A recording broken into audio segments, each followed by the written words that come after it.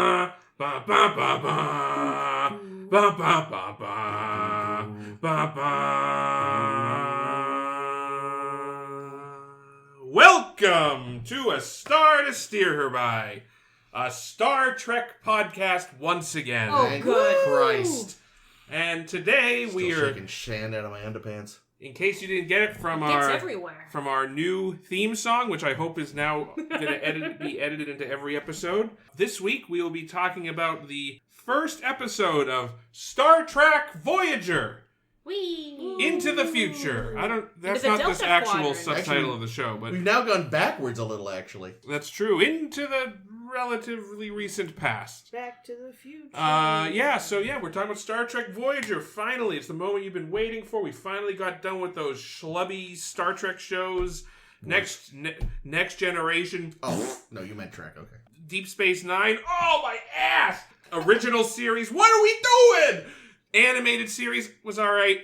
And the rest. I think those are the only ones we watched. Gilligan's Island. There you go. We are talking about Star Trek Voyager. Now, in this episode, we're talking about the Caretaker. Let's introduce ourselves. Oh, yeah, I'll introduce myself. For a change. I'm Jake. So, in the Caretaker... God damn it! You done right, Jake. You I'm done the right. person to Jake's left. I'm the person across from the person to Jake's left.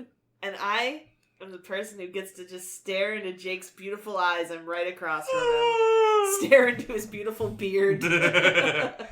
Yeah, Thanks. so... No, Yikes. you get to stare into his beautiful. Oh, Jesus. That was a good one, actually. That was a good burn.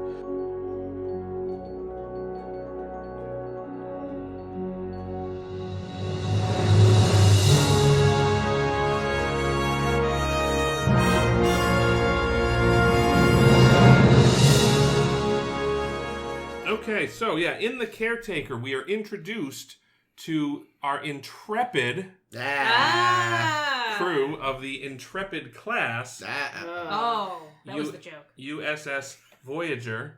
I'm sure Chris will talk a lot about the Intrepid class. Probably not. Well, at some point he will, I'm sure. But rest assured, it's a new ship we haven't seen before. It's got little... Actually, no, we have technically seen it. It was in Inter Arnhem Super Cipit Vista. Yeah. But this is a new one. So anyway, it's a new ship. It's called the Voyager. It's pretty little compared to the other ships we've seen. Yeah, what's it got? 140. 100 and something. Yeah, it's 100 Did you something. say, people? Yeah, so it's like keeping in mind that the original Enterprise was like a crew of 400 something. This is puny by comparison. Yeah, this is basically a scout. Yeah, it's bigger than the Defiant, I imagine, but not much. No. It's ugly as fuck. It ain't I very like pretty. It's got little wings that kind of flip and flap for some reason.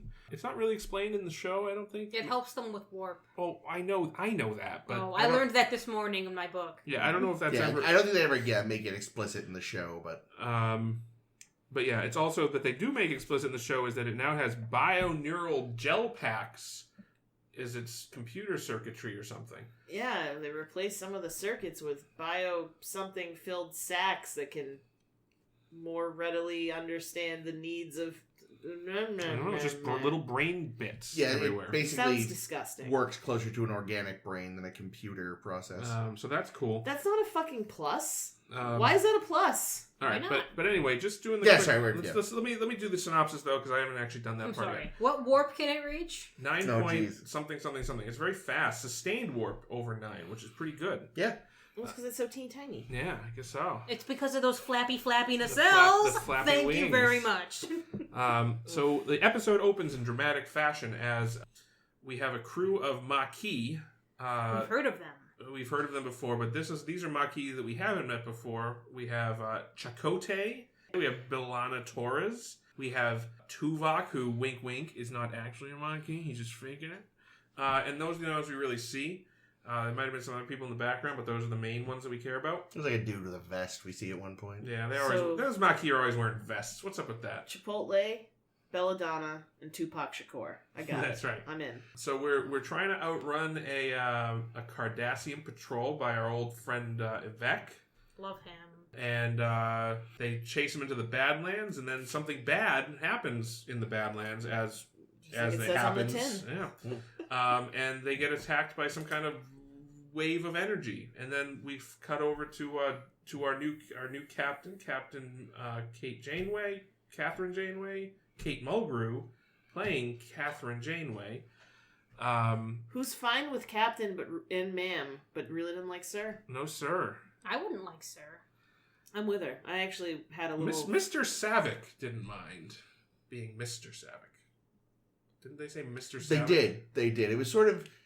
It was made more explicit in the novels and stuff, but in the future, like, everyone was Mr. and Sir. Yeah. That's weird. I guess, like, instead of, they went like full... They went gender neutral, but, like, in the wrong way. Yeah, like, rather than coming up with a new word, they just dropped all the... Let's take the default male and just make it the explicit male. Well, to be fair, I feel like a lot of languages do that. They do. They definitely do. Like isn't it in Spanish? Like, if it's a group of women, it'll be feminine, but as soon as you add one dude, it could be 50 ladies and one dude, and all of a sudden you have to talk about them in the masculine and stuff like that. So, anywho, our Captain Janeway is headed off to this penal colony on Earth, I think it was. New Zealand. Is it New Zealand? Yeah, it's New Zealand. Is That's it- right. Maybe Paris is friends with Bashir's It's dad. it's good to see Oceania returning to its roots. Still not on the map, though. Still not on the map. Still not. Yeah, exactly. Apparently, between this episode and Juventus' first Star Trek First Contact, New Zealand just gets obliterated because it's not in when they're looking out the window. Well, no, but that was in the past. Oh, that's right. So if anything, they rebuilt it. Sank and they refloated it. Yeah. That's what they were gonna do. That was the Atlantis program. The Atlantis program. Holy shit! It all makes sense. Nice. Anywho, so we're at the penal colony and we're meeting up with Phil Locarno, who is there apparently because he we know he's having an identity crisis. hotshot pilot who got a bunch of people killed. And now he's in prison. Oh, he got a bunch of people killed. He got drummed out of Starfleet. He covered it up. He tried to cover it up. Eventually came clean. This is sounding more familiar. Eventually comes clean, gets kicked out of Starfleet, joins the Maquis. Maquis gets caught on his first mission and ends up in prison. And now Janeway's there like, hey, I need you to help me hunt down these Maquis. And since, you knew him for like a week... why don't you come on board my ship? We'll get you, we'll spring you out. And he's like, listen, I'm like having the best fucking time here. I'm in the most beautiful place on the planet. I'm playing with toys. There's hobbits everywhere. I have basic free run of this place. There's not a cell or a guard in sight. The food is incredible. But all right, I'll go with you on your stupid ship. They make sure to focus in on his ankle bracelet of security. That's true. Over and over again. Those are real uncomfortable. Yeah. They chafe. Big time. If they're too tight, that can be a real bummer. You need to shower with them. So they go... Plus, you can't wear certain shoes. Certain pants look really bulky and fucked up with them on. I'm pretty sure he has to always wear that prison jumpsuit when you're in prison. Does that mean he never... Is he a never nude now? Probably. No, I mean... Anyway, let's let Jake continue. This is one of our longest intros in ages. Yeah, it's going. It keeps going. I'm not even going to pass the first 10 minutes. You're in the second scene of the show. To be fair, it is a 1.5 hour. It's true, so I can take as long as I want. Exactly. Really? So we're heading off to... so he agrees to join. We head off to old Deep Space Nine. Just finish that. Where Voyager's waiting... We do the old fly around. We meet the helmsman or helmswoman because we're doing that. Who's very very nice looking, very nice in general, very sensual. Who was that? Writing a report to the HR department as we speak about Tom Paris. Well, she said she could be very sensual, so I don't know. Have we mentioned she was a betazoid? She's a betazoid. She senses it all. She knows what's going on down there. Anyway, so but she's cool, so I'm excited to learn more about her in the show. She does the old fly around the ship. Still on the fly around the ship scene. We talk to Quark. He tries to rip off Harry Kim, who's the new operations officer, very naive, young, freaking naive. Harry Kim. He befriends Tom Paris. Then they go on the ship for the first time. We meet the doctor, who seems like a bit of a prick. Yeah, I don't so it'll be interesting to see how those relationships shake out over the seasons. And then we meet the first officer. Also seems Garrett, like something kind of a like prick. that. Cabot. No, he Cabot, just seemed yeah. kind of. Oh, Garrett was Enterprise C, right? He didn't seem super capable. I need them to show me why he got this position. Yeah. But he didn't seem unpleasant. So No, he was rude as fuck to Tom Paris. Well, they all are, because they're fucking dickheads. Well, really, the only people we see interact with Tom Paris at all, aside from Janeway and Harry Kim, are the people that dislike him. those three people who don't like him. Well, yeah, but when the first officer interacted with other people, he's more... So Anyway. Continue, Jake. So we leave. Scene 3. We've met all the crew. We leave. We go to the Badlands to chase down the Maquis ship. And what do you know? We get slapped by this thing as well. And when we wake up, everyone's dead. Well, only the people that we've met are dead. So It's just like the opening of Star Trek Discovery. Only Yes. this we've accomplished in about 5 minutes, while Discovery took 2 episodes. So our helmsman Betazoid dead. Do Doctor you think she sensed that shit Jerkwad coming? dead. Yeah, I don't like him. First officer, kind of a jerkwad, also dead. And we're in the Delta Quadrant, which is on the other side of the galaxy, and we're facing down this weird space station. Then I kind of spaced out and didn't pay much attention to the episode. I think they got beamed aboard the space station, and they were in a Holodeck? little house on the prairie type Some scenario. kind of throw-down Yeah. hootenanny shit was going on there. This woman just kept feeding them, and they wouldn't. Corn on the It cob, looked yo. delicious. Really wanted to fuck Paris. Yeah. Oh yeah. There That was was the young woman. Yeah, there was. Oh, yeah. yeah, the young woman, I mean. Yeah, there was a Dude, young. the woman corn maybe. was There's huge. a young farm girl. I would have eaten that corn. I would have eaten it all.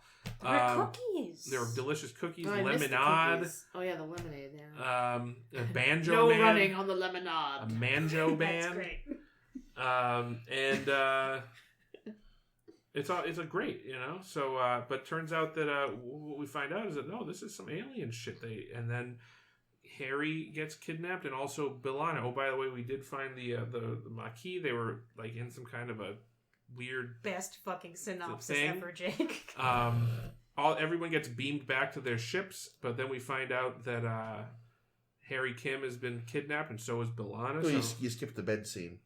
Oh, please don't make him go back. yeah, they were in bed and they got Jabbed. sex. Needled. Oh, they got right. needled in the general torso. Yeah, Oh, there it was was a- awful. there was I a hated needling. it. So they go back. They talk to the old guy. He's like, "Yeah, I'm just trying to help out my kids.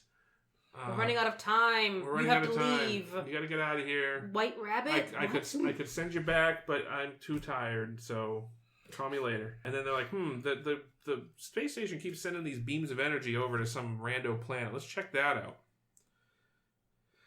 On our way there, we go to a junkyard for some reason. We run into this weird guy, Neelix.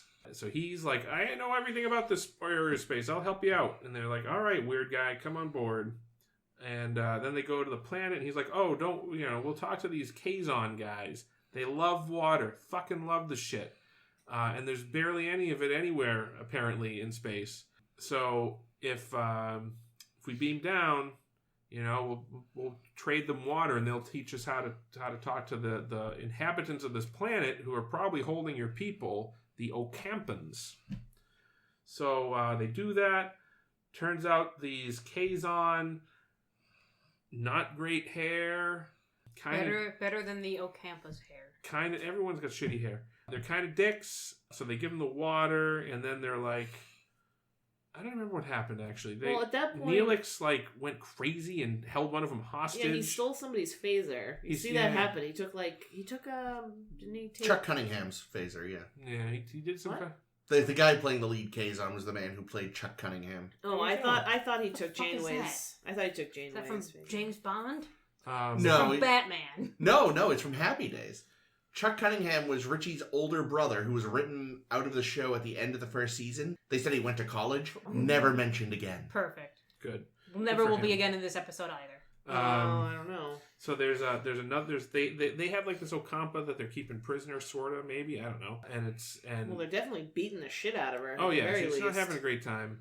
So Neelix, he's like, he shoots the water barrels. He's like, and then all the caves are like, "No, my water!" So they go try and fill up their little drinking mouths with it. And, Little drinking mouths. and then he's like, Kes, baby. My beloved. And then they all beam up and escape. And then Janeway's like, what was that all about? And he's like, well, the Kazon are dickheads. And really, I just wanted to use you to rescue my girlfriend. But the girlfriend will be super helpful. And then the girlfriend, and then she's like, well, listen, these people helped us out, helped me out. I'd still be in their prison, everyone for them. So why don't we do them a solid and go talk to my people? So they go and they talk to the Ocampans. The Ocampans are like, yeah, we can't give your people up because it's some kind of religious thing. We think this caretaker guy, who's what the old banjo man's called, this caretaker, he's like our god sort. He takes care of us. Well, it turns out the Ocampa were Sounds like Justice Planet. They were like this pretty advanced race. They had advanced mental abilities and things, telekinesis and the like. And then the caretaker, this is explained later, but I'll tell you now. Oh, good. The caretaker, did a whoopsie and rendered their planet uninhabitable. And, Kazon are doing all right. Jerk. Barely. So then the caretakers to make up for it were like, well, we'll move them to an underground cavern and then we'll keep sending them energy so they can do shit. But it made them really lazy and they don't want to do their mental shit anymore. So they're basically just, they kind of regress as a civilization. Mm-hmm. And they live in a mall. They live in an obvious mall complete with escalators. I have a story about that. And so they're like, listen, this is sucky for you. The caretaker's dying, we find out. So we're going to just leave, and we're going to take our people with us. But they'd already started to escape on their own, so it's kind of not really worth it. Oh, but they'd kind of collapsed because they had this weird disease for some reason. I don't know why that happened. We'll discuss that. Please get to the end. They had a weird disease. They climb up these stairs that are really rickety, even though they're made out of metal. And then the caretaker starts firing weapons at the planet because he wants to collapse the entrance to the Ocampa town. So because he's dying, and he needs to protect them from the Kazons. So they finally escape. Tom Paris rescues Chakotay, who didn't like him previously, but now they're kind of all right because of the rescue. They go back to the caretaker. They're like, hey, caretaker, can you please send us back to the Alpha Quadrant? And he's like, no, I'm dying. I don't have time. If I do that, I won't have enough energy to finish my work for the things. And if I do that, I can't do my self-destruct. And I need to self-destruct because if the Kazon get on board, they'll be able to hurt the Ocampas. So Janeway's like, okay, here's what we'll do. We'll set a time bomb on the station. You send us back, and we'll have the time bomb go off 10 seconds after we go back. No problem. And then for some reason they don't do that. They decide, we'll just blow up the station entirely and ruin any chance we possibly have of returning to our homes, thus precipitating the rest of the show. They do that. There was a battle outside. The Maquis are like, ramming speed, and they ramming speed many scenes ago. Into the Chakotay's Kazon all, ship. don't name our boy Tiberius. Yeah. And then Caitlin cries. I did so much. Hours. I was like, Chakotay's gonna be in this show for 7 seasons. What the fuck? That's what I was crying. And then they're like, listen, well, you destroyed your ship. Why don't you stick with us? Starfleet, I know the Maquis hate Starfleet, but we'll just be one big happy family, no problem. And they're like, yeah, sure, why not? And then that's how the show starts. Wow. More or less. More. So much more. I wanted less. Jesus Christ. Last fucking time I was doing the synopsis and I had 2 paragraphs to read for notes, you were giving me so many I fucking hate you looks. I wasn't giving any looks. You gave me you're out of the family look. Oh, that's true. I did find it, kind of appropriate after our lengthy Star Wars / Dune break that we get back to Star Trek and somehow we have an opening crawl. Yeah, I thought. An opening jog, let's call it. That's true. It was way Dude, too. couldn't We read went it. back and had to reread it because it went way too fast. What the fuck did it say? Hopefully nothing of consequence. It said the Maquis are being chased by Cardassians. The end. Didn't they do the same thing I think Space it was Nine? text that Space Nine. faded in and out. Oh, but maybe. I could be Yeah. wrong. Well, they did have an opening text. Yeah, they to talked sort of about Wolf explain. 359. Yeah, why? Oh. Yeah, but this was just just in case you haven't seen Deep Space Nine, the Maquis are a thing. To be fair, to be entirely honest, and this also coming off of our shore leave watching the Star Wars, I don't like opening fucking text because I feel like you should have your goddamn action tell you the story that you need to fucking tell. And the thing is, they still basically did. True. So, like, it was doubly pointless. Yeah. I was quite bored with this show. I was not. This episode? Yeah. As an opener? As or? an opener, maybe it would have worked not as an opener. But Actually, maybe it's because I had very, very low expectations, but I actually liked it. Yeah, I'm okay with it. And There was only one moment where I said to Caitlin, what the fuck, did George direct this scene? Where they were, like, escaping. Neelix was bitching about washing himself with sand. No, where they were escaping from the fucking tunnel. Alcatraz? And, like, they showed in painful detail every person getting pulled out individually. It was like, No, you come didn't on, say, we you didn't get say this. anything about George. You I said did. that they had run over. You I said, said they must that's have what run ran over. short. Yeah, that's what Did you George said. direct this scene? Oh, I missed that part. But yeah, no, overall, I was actually, I thought it was a fairly solid opening. I think they introduced the characters well enough. They introduced the predicament that they're in, which I think is a good idea to have a very specific folder around your show to be like, okay, we're Star Trek. We're on a ship again because people like the ships, and we just finished TNG. But we're also going to have this thing we're in the Delta Quadrant just to make it interesting. I remember when I was a kid, and they announced we're making a new Star Trek, and it's going to be called Voyager, but they weren't giving any details at that point. Little me was expecting that it was going to be following the entities that were created at the end of the motion picture. Oh, because of Voyager. Mm-hmm. That would have been interesting. But no, this is what we get. I don't know. See, my thing is, yeah, I guess we meet all the characters, and I can't bring myself to give a shit about the Ocampas and the Kazons. Well, they're jerks. The Ocampans are just assholes. Yeah, that's true. Yeah, I feel like there's a lot of stuff they sort of, and I may be misremembering, it's been a very long time, but I feel like there's a lot of experimentation with ideas in this season that are dropped pretty quickly. Like, you know, clearly the Kazon are meant to be a much bigger force, and I feel like I remember them ending up being. Also, God, guys, you just took Klingons and gave them bad hair. Like, yeah, really? The hair's something. And the Ocampas, they have a weird thing. They only live 9 years. Yeah. Oh, God, which they made sure to, like, mention 8 seconds before Neelix being like, I put my dick in that one.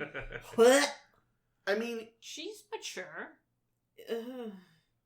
if they mature, like, realistically, I know. if they mature physically that quickly, their brains. The reason it's stupid though is because, like, if you're running a show and you know TNG lasted 7 seasons and DS9 is still ongoing and may last pretty long too, you have to go in knowing there's a chance we may last a while, and we have just established that this character is A time bomb. is like basically a quarter through their life already.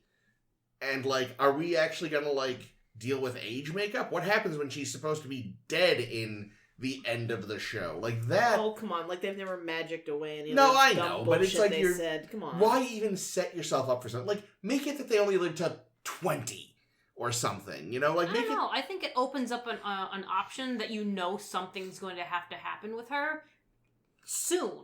Yeah. I kind of like that because it keeps you interested instead of just, this person's just going to be here with us now. Whatever. Yeah, I guess it's like, I feel like I don't necessarily... So many TV shows have issues like that, and I feel like when the time comes, they just kind of cop out unless they already had a plan. Yeah, because they could be like, oh, we didn't say 9 Earth years. Tee-hee. Aw. Their See, years are actually 45 Earth years. Yeah, Aw. she's actually a 300. But, you know, like, I remember when, again, not the, but, you know, like, unless it's Babylon 5, where the writer not only had plans for everyone, but had trap doors, as he called them, for if an actor left the show unexpectedly. Which like, definitely happened Yeah. a lot. like, most shows set themselves up for these things, but then they're just kind of like, we'll deal when we get there. And then suddenly they get there, and they're like, whoa, fuck, we didn't have a plan.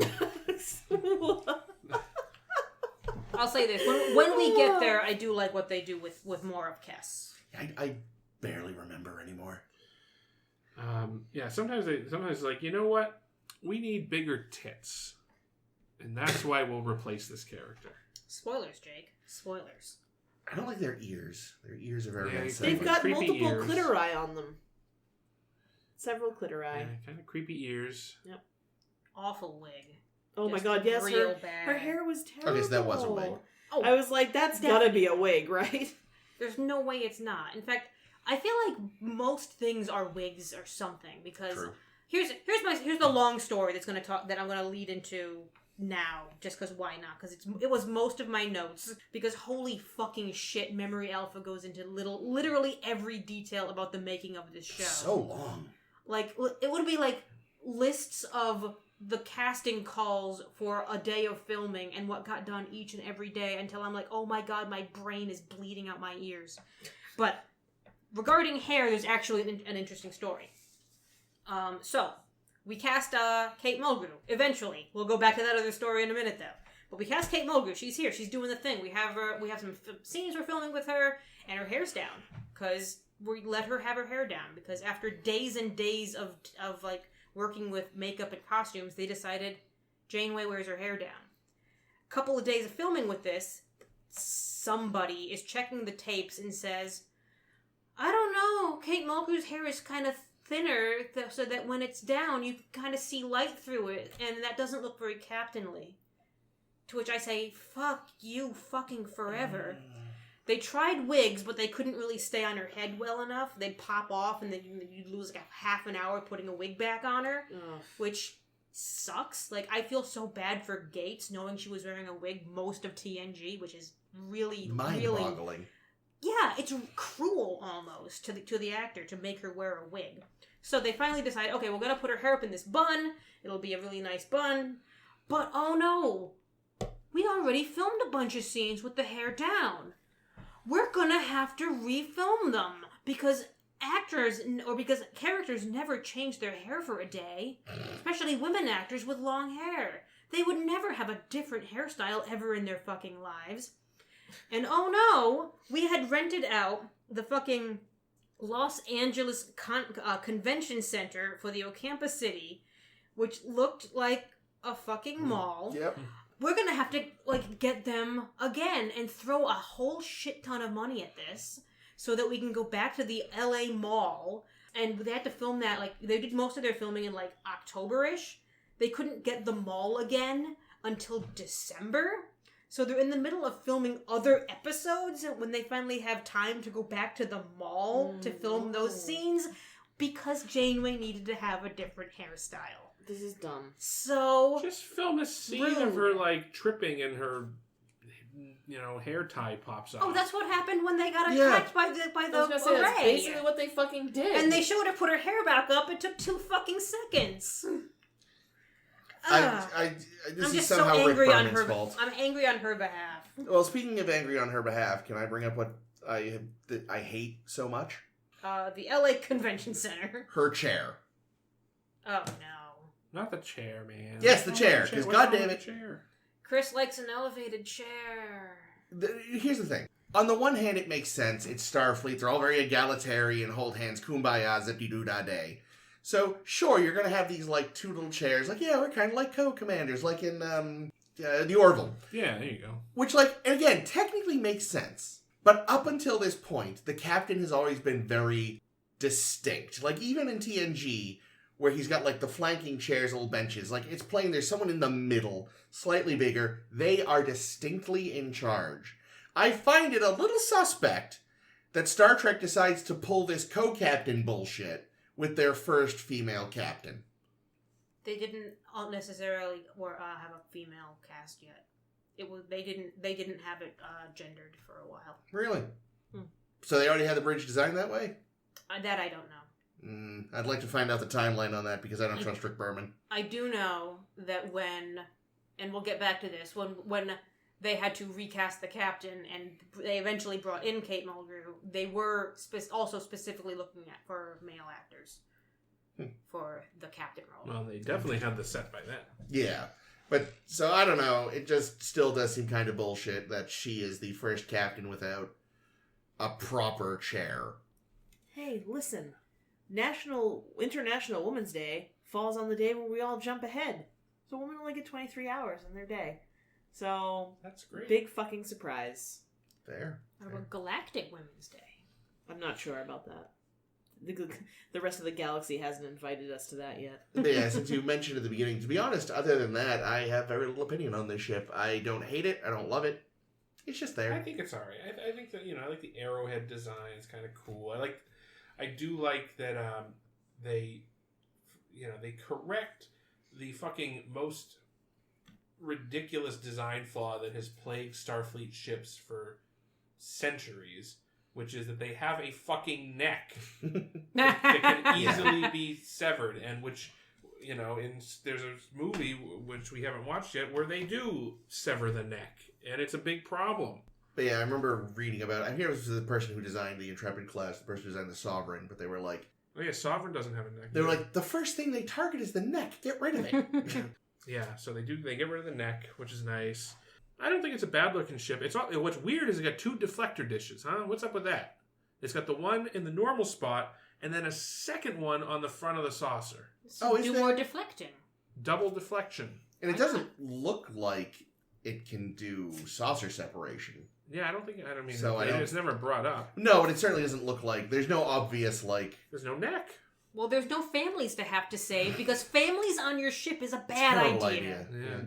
Maybe it's just because of the special warp technology. So, that's the thing, right? So this show has a reputation for being very heavy in technobabble, and they do throw a bit of it in this episode already. But what they don't explain the real important. Well, maybe not important, but the stuff that you're gonna want to know, why are the nacelles flap? Why are the nacelle flap? Why are there 2 deflector dishes? These are things we want to know. In inquiring minds. But yeah, I think it's an okay ship. I think I actually kind of I like the bridge layout. I don't have as big a problem with the captain's chair. I do think it's a little weird the captain's chair doesn't swivel because it's kind of built in, so there's no swivel action. Yeah, Picard kind of had the same problem. Well, he could go from side to side, I think, and then swivel a little. There's that one episode where it turns out Will can turn all the way around, but they do it once.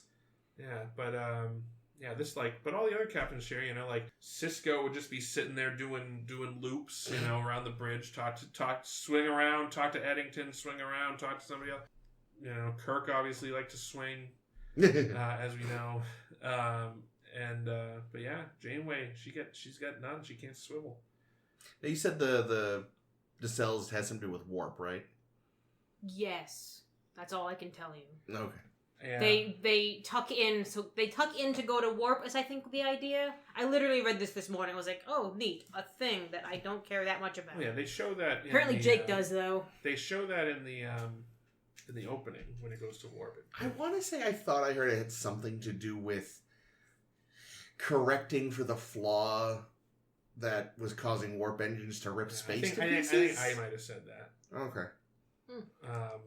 Or at least I that was one thing I thought, because why would Starfleet make a ship that has a sustained cruising speed over warp 9 when the speed limit that they themselves set was warp 5 or something? So they pretty much never. My only thinking is that okay, maybe that's how they got away with it, was if they changed the warp nacelle shape, that makes sense. Or I allow this variable. Maybe when they're at warp, it changes. I swear I remember even before you said it. I read somewhere it had something to do with the warp field and blah blah. We don't. Do we actually see? Oh, we do see engineering in this episode. Not long, but we do see it a bit. They're funky, not lava lamp warp core, but yeah, kind of cool looking though. Yeah, it's got that weird glowy effect. No more boom, boom, boom, boom. Yeah, it's not obviously just fluorescent bulbs. Yeah, it feels like there's reactions happening in the core, projected from the inside. Yeah. Oh, and our chief engineer, whom we never even met or learned the name of, got murdered. It was Argyle. Yeah. No. Yes. He finally got to another ship. He was chief engineer. It was all going to happen for him. Dead. Sorry, Argyle. Oh, so there was one extra I wanted to discuss. Because like any Star Trek, we're like, that guy's familiar, that guy's familiar. There's been 1,000 things. There's one I care about, though. The security guy that wasn't Tuvok, with the sort of big eyebrows and the big square head. Okay. He was That was our buddy Tosk. Yeah. Oh shit! I didn't even know he was in this. Yeah, that was Tosk out of makeup. Damn it! Memory Alpha has entirely failed me. They didn't. What the fuck, Memory Alpha? It did tell me, however, about our original CMO who doesn't get a name. Oh. But he's the guy. And my first thought when we see him was, this guy looks a lot like Kevin Nealon. And then I realized, oh right, because he's played by the same guy who played Roga Dinar in The Hunted, and we said the same thing about that guy, and it's the same actor. Which one was The Hunted again? The Hunted was the one where there's this kind of augmented super soldier who escapes. Yes. That's right. The Rambo. Yes, Rambo episode. Yeah. Okay, that's fun. But yeah, no, that was Tosk, and I'd forgotten that Tosk had also been Troy's like confidant in the episode where she was turned into a Romulan. Mm. That wasn't Tosk. No, according to Memory Alpha. No, according to Wikipedia, it was. That was Navek. Oh well, he was some kind of Romulan in that episode. I don't think that's true. Wikipedia could be wrong. I will look, but But either way, he was definitely Tosk, and I was excited to see our buddy Tosk. That's nice. Speaking of other casting things, right? So I mentioned in the thing that we have Robert Duncan McNeil. Mm-hmm. we have a lot of Roberts on this show. Yeah, a It's lot of absurd. Is that true? Yeah, there's 3 Oh, Roberts. Robert Picardo, Yeah, Robert Duncan Duncan O'Neill, apparently, and who's the other one? Beltram. Yeah, Beltram. And who's that? Who are they playing? Chakotay. Okay. So which one do you think was Bob? I'm Probably gonna the go, doctor. I'm gonna go with Picardo. He seems like a Bob. Anyway, yeah. So we have Robert Duncan McNeil, who previously appeared in The First Duty as a near identical character. Yeah. Philip Locarno. Nick. Nick. Yeah, sorry, Nick. I keep calling him Philip for some reason. Yeah, Nick Locarno. My bad. And I don't know if this is true, but I remember reading at one point that they had originally, they wanted to bring in Bobby McNeil, and their initial thought was, we'll just bring back the Locarno character, and then they realized that they would have to pay a royalty to the original writer of The First Duty, who created the Locarno character, and they'd have to pay that royalty for every episode of Voyager, and they're like, fuck that. We'll just create a near identical character with the same actor. It's very strange. And I don't know if that's a true story or not, but it does seem very I've definitely suspect. heard it before, yeah. Yeah, I think we talked about that during The First Duty. I think we did. And I do. The thing is, I like Robert Duncan McNeil's kind of differentiation of the characters, because this one, A, less swoop. Yeah, True. B, I think he's got way more charisma. Yeah. And I enjoy him. And enjoy he's less that. punchable. That's the thing, Yeah. because I remember when we finished that, so I was like, I'm kind of glad it's not Nick Locarno and Voyager, because I don't want this guy to get a redemption arc. I hate him. Yeah, I think Paris Paris knew what he did was wrong, and I don't think Nick Locarno ever did. No, Well, they even say the big difference is Locarno came clean on his own. Yeah. I like that. Regretted it, but it also sounds like whatever he did caused officers to die, not other trainees. Mm-hmm. But you gotta figure, they were probably at the academy around the same time. It must have been weird. It's like, eventually Starfleet's like, you know what? If anyone looks like these two ever again, do not let them in. I'm thinking This one killed a bunch of students, this one killed a bunch of officers. Admiral Paris just got around, I guess. Oh, no. Does Nick Locarno know his real dad? Oh, I like that. I have more casting news. Oh, yeah? If you're interested in hearing sure. more casting news. Always. So there was a hot second when they were considering Ethan Phillips, who plays Neelix, for the role of the EMH. And I guess after reading the script, Robert Picardo, who was going to come in and read for the EMH, was like, but I kind of want to read with this Neelix guy. And he comes in and reads for Neelix, and I'm like, interesting. We're going with Phillips, though. How about you read for the Doctor like we asked you to? No.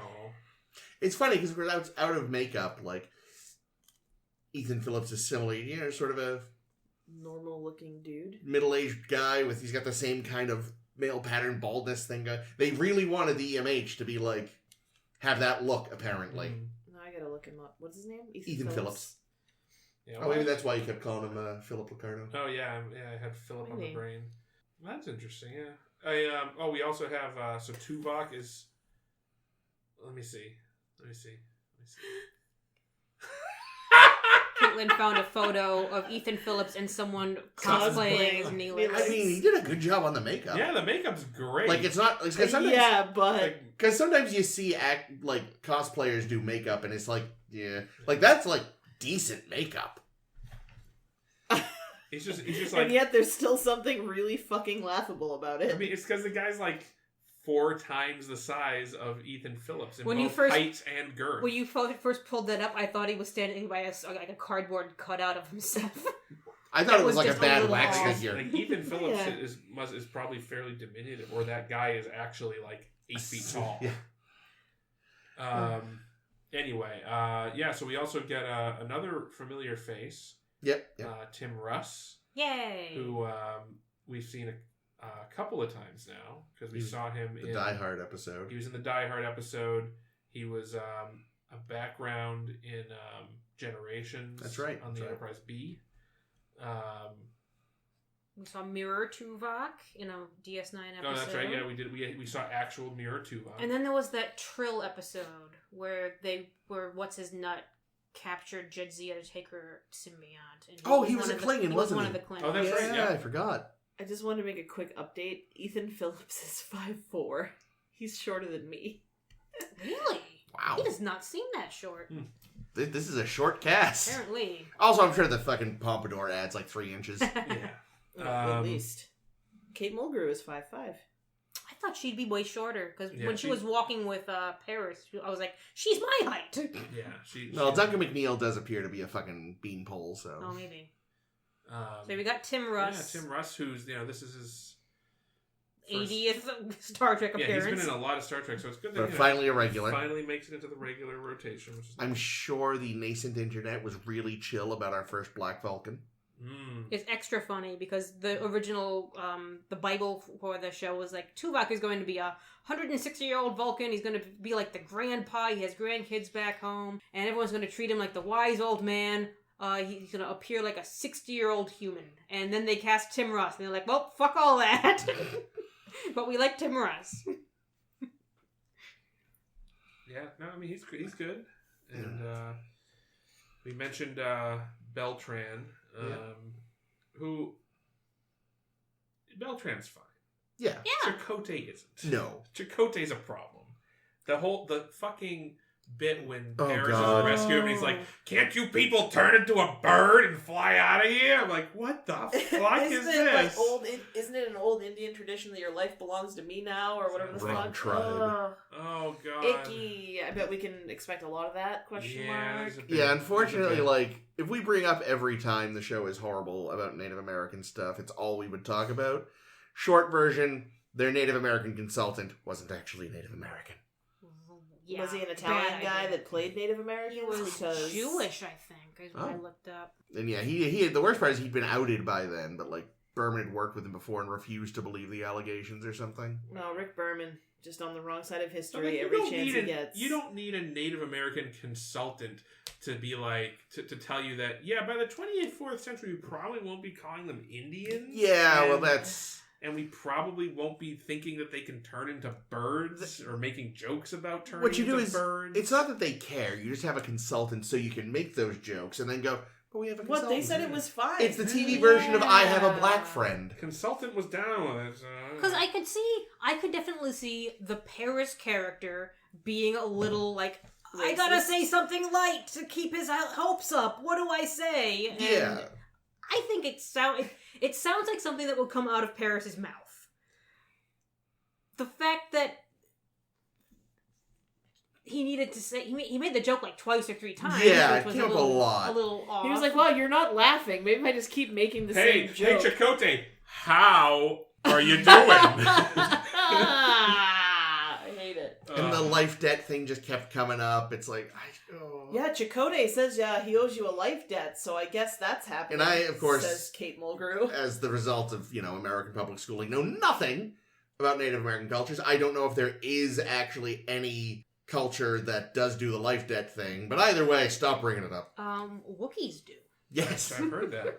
That's Clearly, Tom Paris was confusing Wookiees with Native Americans. He does love, as we will discover, mild spoilers, old-timey movies. Okay. Because there is always someone who's enamored with old Earth culture. Which, actually, old Earth culture. Here's one thing I want to bring up. I love TOS. We know. But, goddamn, what kind of TOS move was this episode? We scanned your computers to create a waiting room. So we made, as Jake put it, Little House on the Prairie?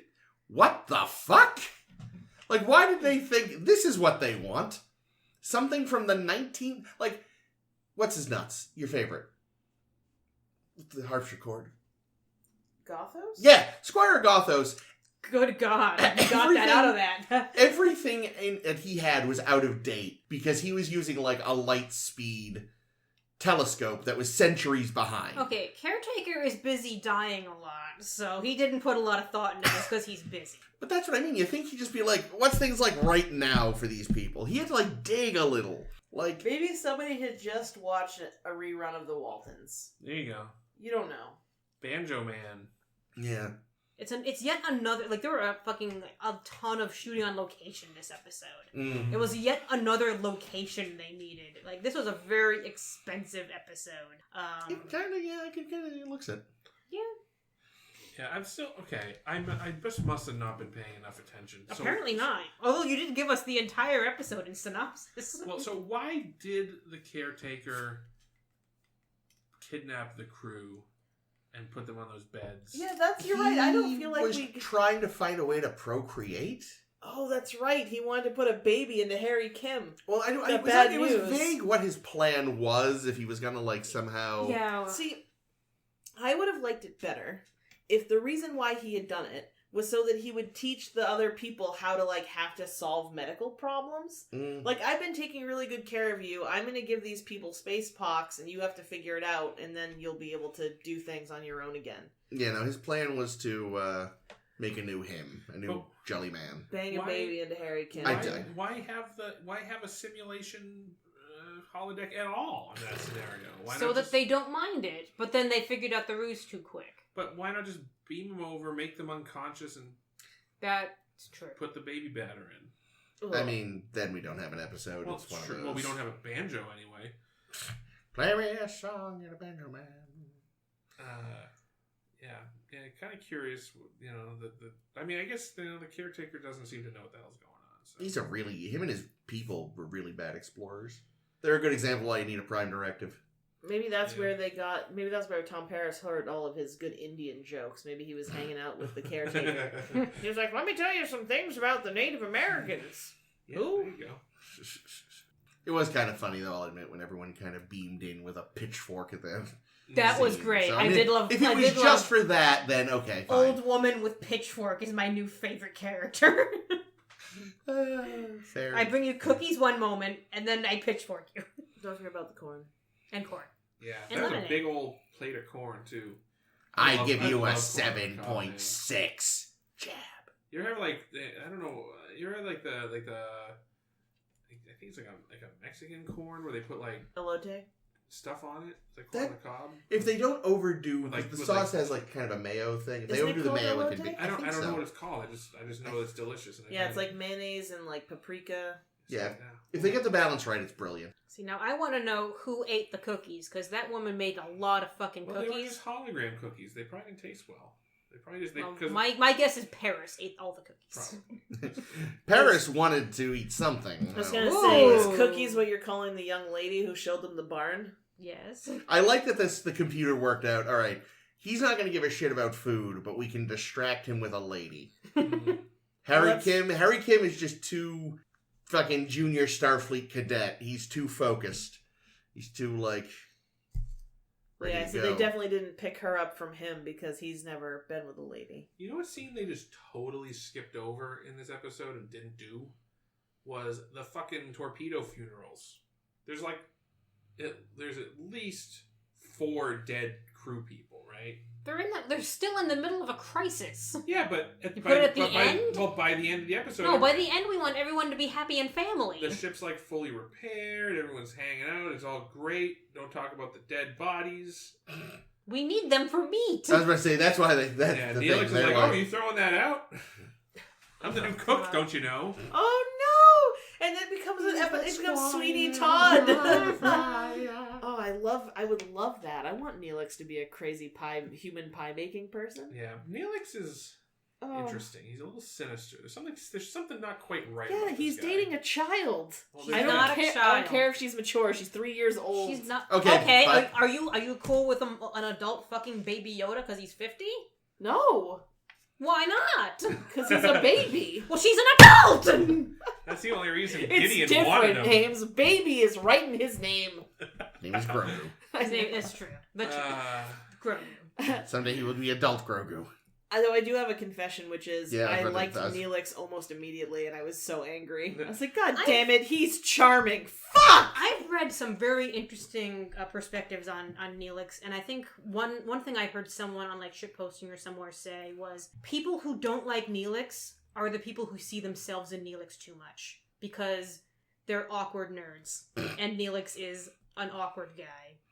And I think if you like, I'm gonna start looking at Neelix, and I want to pay attention in the future moments when we don't like Neelix, and there's gonna be lots of them because he does a lot of fucked up shit, and you're gonna be like, God damn it, Neelix. To compare it with when Wesley was being obnoxious, because I think when Neelix is obnoxious, it's because his character is being obnoxious because that's what his character is like.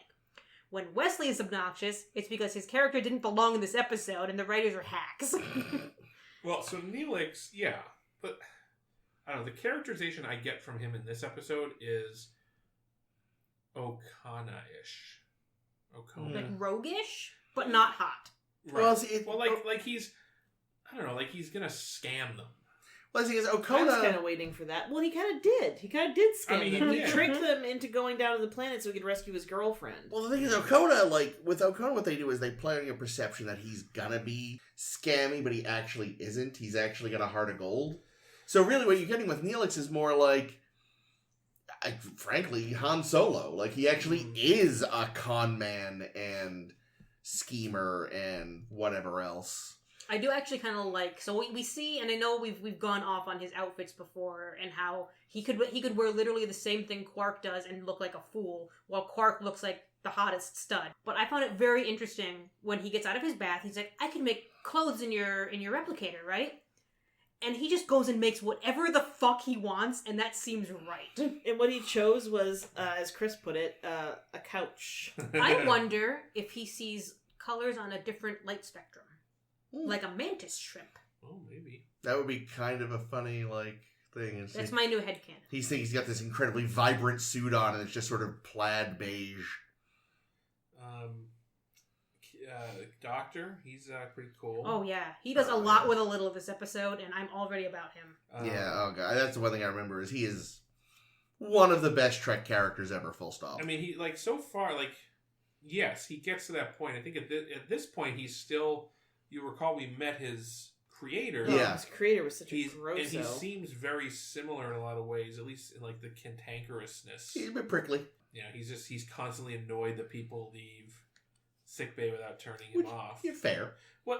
Which to me, I'm like, why isn't it like one of those light switches when you leave the room that goes off if it doesn't detect motion? Oh, and for then a I'm while? stuck on the toilet in the dark. Yeah. Yes. Yeah. I get that a lot. Or like, Or I hear the doctor just turns off while operating on you. Dude. That was a weird thing about this. The original Doctor, Rogan and R. yeah, is like, they're about to go on some big mission, but they've got someone, like, in the bed, apparently going through some really serious, like...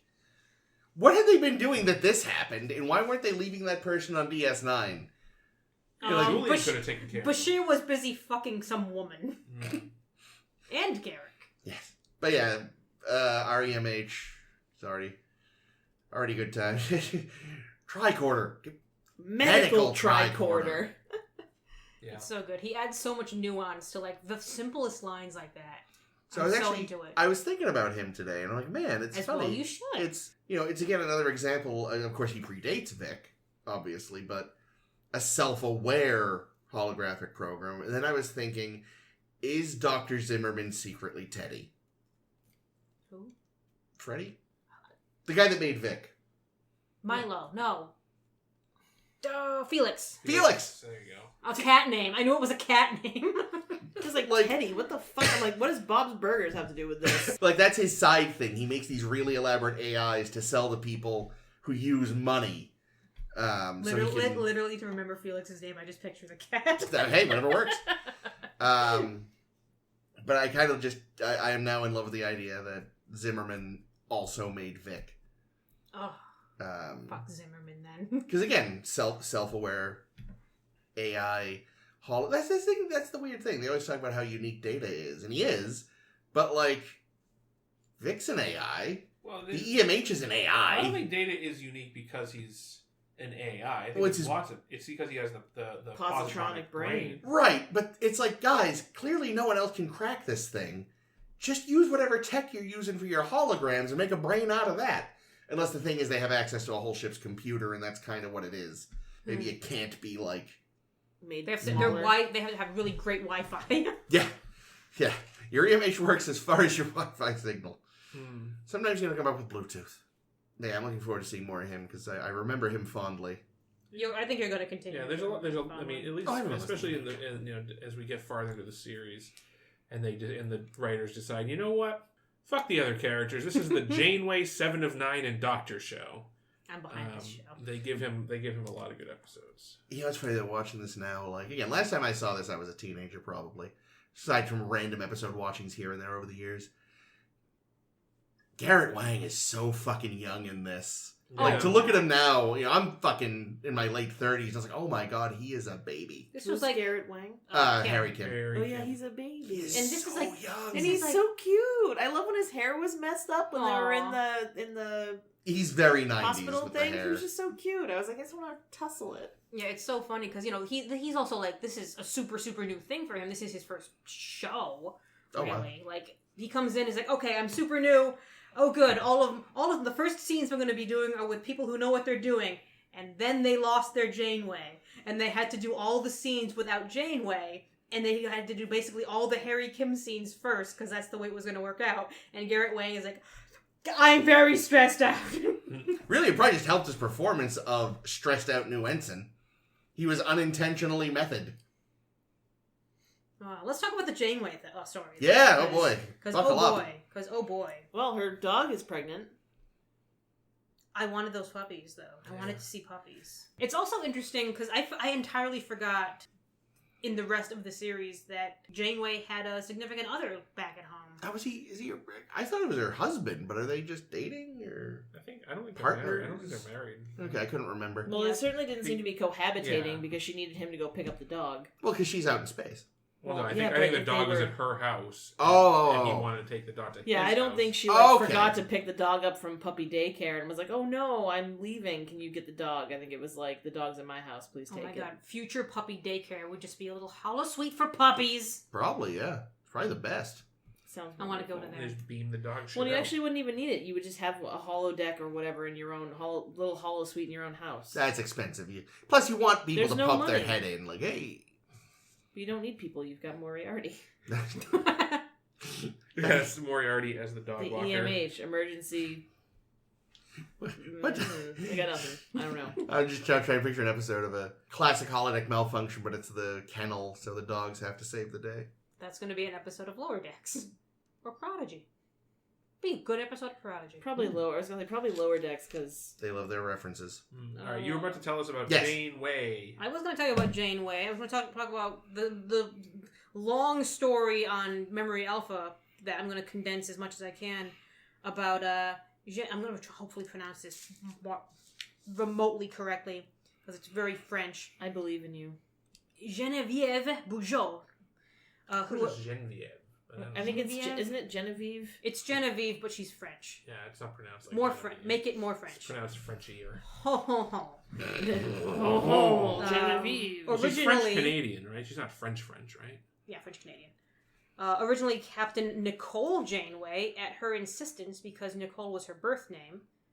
Or I guess What does she think she is, Jack Nicholson? What the fuck is going on Not here? even, because so she was famous from some movies and stuff, and everyone was all jazzed, like, oh man, we've got Bujold, it's going to be great, except Berman, who somehow was the one that knew, like, this is going to go poorly, isn't it? And he tried to, like, tell her over and over, like, so, The hours working in a TV show, very different from working in a movie. It's going to be a lot of very, very, very long hours, and we're going to take a lot of takes, and we want to keep things moving. And she said, no, I think I'm going to be okay. I'm going to do it anyway. Can I be Nicole, by the way? Fine. Literally, day 2, she quits. After the first day of it not going well, the second day of it continuing to not go well, because her and the director were disagreeing over just how restrained the Janeway character should be. And apparently it took her, 20 takes to get through each and every scene, when they're used to, 2. Usually it takes, 2 takes to get through a scene. 2 takes frakes. 1 take, what was Yeoman Moran's name? Whitney. 1 take Whitney. There you go. And she finally just says, I don't think I can do this anymore. They call down all the producers and they figure it out, okay, we're going to let you go. We're going to figure this out. We're going to film anything else we can film and then stop until we find another actress. And I got a list of actresses who are interested in this role. We've got Karen Austin, who was a doctor in Nor the Battle to the Strong. Okay. We've got Carolyn McCormick, who was Minuet. Oh. Oh, well, she was hot. Yeah, we got Susan Gibney, who was Leia Brahms. Oh. We got Linda Hamilton, who was the Terminator. Yeah, wow. Yeah. She was pretty badass. Patty Duke from The Miracle Worker. And my favorite right here, Nana Visitor expressed interest in taking on the role in addition to still playing Kira. Wait. And how would that have Would worked? it have been Captain Kira? Captain Kira, or would it no, have been she would have been Captain Janeway. Nana Janeway? Nana Janeway. That's so absurd that I kind of love it, but I also feel like doing 2 shows at once would have killed her. Oh, Especially 100%. because she had a baby at some point. That's true. I also, though, I have a feeling, if you got that from, Memory Alpha or something. It was a YouTube video. I can only imagine it was Nana was man, they can't find another Janeway. Fuck it, I'll do it. Maybe. And somebody wrote that down. I was oh, Nana's interested. I'm for it. But I do really like Kate Mulgrew in this. And apparently, the second she walks in and delivers a line without sounding like she was questioning the line, everyone just fell into place. It was oh, we have our captain. Yay. Yeah. I feel like Berman, knowing it wasn't going to work out, is that Onion headline, the worst person you know just made a really good point. Yeah. Sorry, you were going to say? Yeah, I mean, there's clips on YouTube that you can watch of Bujold. We'll share them on the Facebook. Yeah, and it's a completely different vibe. Night and day. For Janeway. Yeah, I read that. So, there's a point when Janeway says, engage, and then the ship goes. As it does, because it's a ship and that's what it does. And in the way that Bujold tried to do it was, she sits down, she closes her eyes. Oh gosh. She takes a moment, engage. What? And it's what the fuck is this? Tell them engage. Don't be Yeah, it's like I say, I think the thing about Janeway is, she seems like she knows what she's doing. She's very self-assured. She commands. Yeah, from her first line, she's uber competent. Yeah. And I think that, given what I saw in the clips of the Bujold performance, I think that, it was already bad enough, the hate that people were giving Mulgrew and Star Trek in general for, you can't have a female captain. Female. But I think it would have just been unbelievable. I mean, if they'd gone with Bujold, just because she doesn't really command. I think that people would have shit on that a lot. Imagine her in that scene with Paris where they're making the deal. Oh, God. You feel like in the scene as it exists, they're kind of sparring. In the scene with Bujold, he just would have walked all over her. You wouldn't have believed, she had a leg to stand on. Yeah. Yeah, so I don't know. I wonder, who else initially auditioned? How did they get to Bujold? I don't know. I know that she was in some award-winning movie. I want to say it's called The Coma or something. Well, I just looked her up. She has a filmography as long as your arm, and she was in An Anne of 1,000 Days and a bunch of other really big old movies. I have no doubt she's a good actor. It seems. So did they just hire her for the name, or was it did they actually audition other people? And she was. Oh, they definitely auditioned other people. They were having a lot of trouble. She was like the last one cast. They had to hold up starting filming because they just kept not having a Janeway cast. Is this why this season's only 15 episodes? Well, they also started, they started in January. I figured. I just wanted to be wise. They did the same with DS9 first season too. Yeah, sure. Was it? I don't remember that. Yeah, and I do like so. Was Kate Mulgrew one of the people that had originally auditioned? Yes, Yeah. but she had a bad first audition, is what I read. But then when they brought her back in, she was better, and they were like, "Oh yeah, you work good. Okay, I bet what's Your hair's too fine, though." I bet what's actually true is they like me were just really put off by her fucking annoying voice. Her voice is so annoying. She's got a twang. Yeah, it's not even a twang. She reminds me of Eartha Kitt. I feel like she's doing like an Eartha Kitt impression the whole time. This is Kate Mulgrew. I can't even do an impression because I love what she sounds like now. Her voice has changed a lot in the last years. But I found it really distracting. Chris tells me I'll get used to it, but I don't know. So you love her on Prodigy is what I'm hearing. Well, I liked her in Orange is the New Black, but she had a Russian accent in that one, so I guess that's different. She is, of course, also famously Mrs. Columbo. Sure. I wouldn't say famously. Infamous? I would say that was a thing that happened. Yeah, NBC made like an unofficial spin-off called Mrs. Columbo, but the creators of Columbo were like, we own the rights to Columbo. You can't do that. We don't want a show about his wife. So it became Kate Loves a Mystery. Because her character's name was Kate in that as well. Yeah, it's always Kate. Yeah.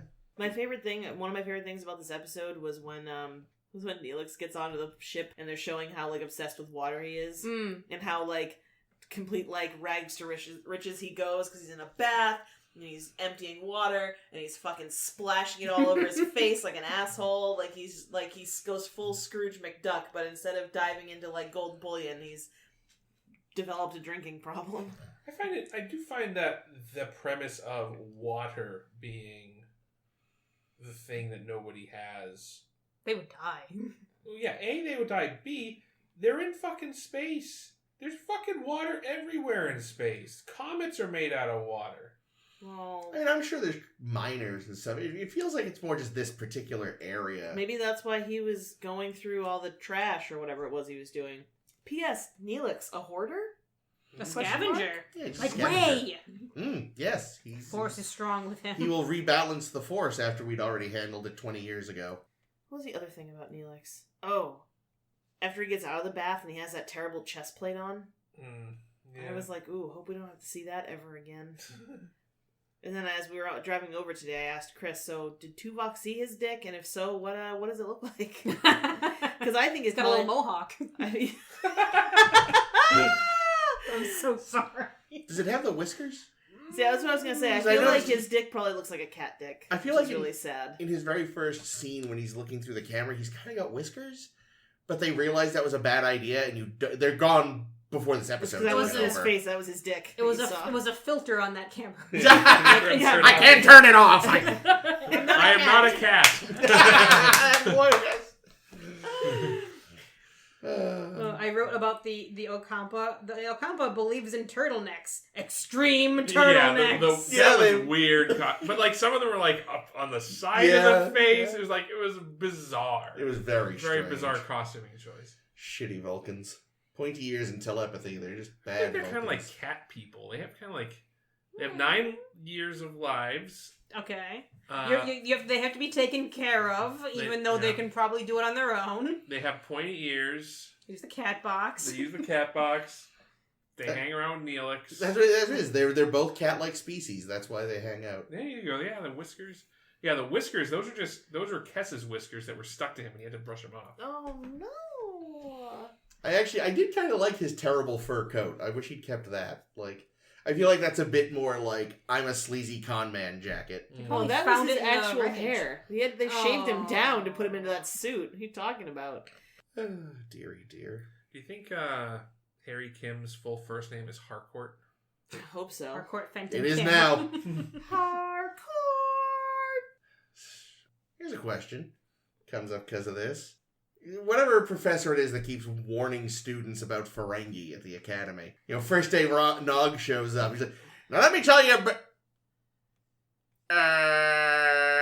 So anyway.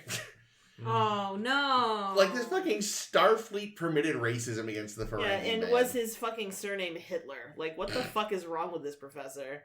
Dickhead. But I mean, to be fair, the first Ferengi Harry Kim meets tries to rob him. I mean, yes, but that's Quark. I mean, it was so good. But he wasn't gonna try to rob him until he made all those Ferengi comments. Before that, he was just gonna sell him one thing, not everything. I mean, I wouldn't say rob, I would say extort. Yeah. He was definitely going to overcharge him, but the overcharging went a lot. It's a convenience fee. He's on a fucking floating cruise ship, sort of. Of course they're going to charge extra. I'm selling you something, and somebody says, I was warned about Italians at the academy. I'd be like, well, one, you're right, but two, fuck you, I'm jacking up the price anyway. There's gonna be some situation in the next few episodes where it's gonna be like, man, if only we had some weird fucking gems. Did anybody happen to buy any gems last time we were at Deep Space Nine? Because we could really use them. We need to use them to buy some junk from... They simultaneously somehow need gems and a clarinet. And Kim's just like, ah! Oh, poor Harry. This was Harry's day to shine! Is that him saying it? And yes. Is he saying it in the third person? Yes, he is. Good, I love it. Yeah. I do like how quickly they sort of establish him and Tom, because I feel like the two of them have a good banter. Yeah, I like them together. Mm-hmm. Which is good, because I feel like I definitely wouldn't like Tom Paris on his own.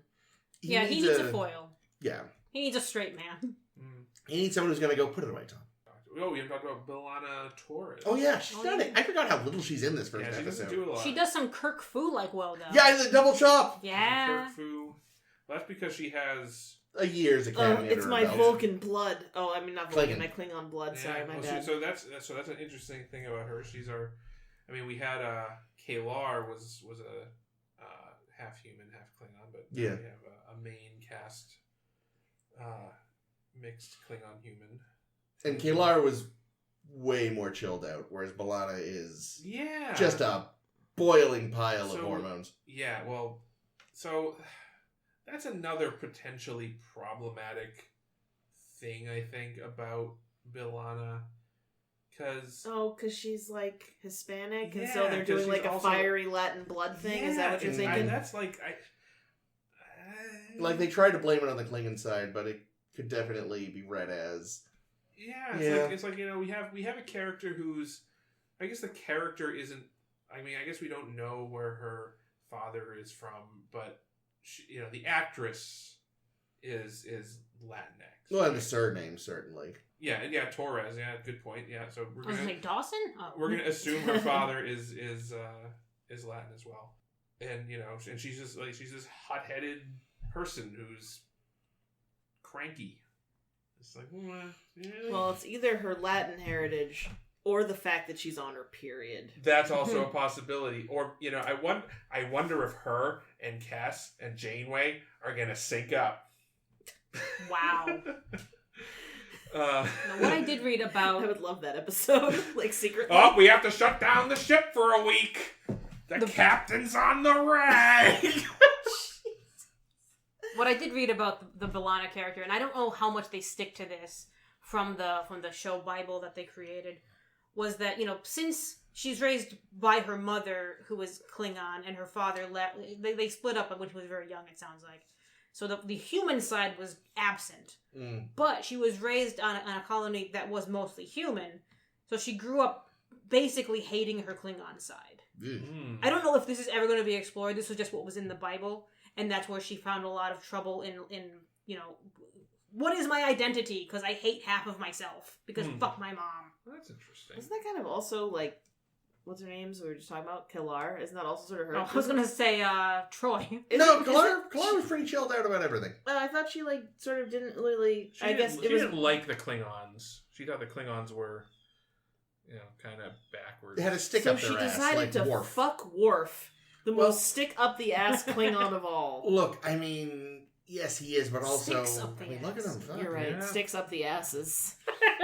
There's a Michael Dorn under that Worf, so... It's true. He's got that voice. Just shows it is your velvety. eyes. Yeah, that's true. Let him scream into your... Yeah, no, B'Elanna definitely does become a pretty interesting character. There is, off the top of my head, one episode where they do the thing writ large that I actually remember.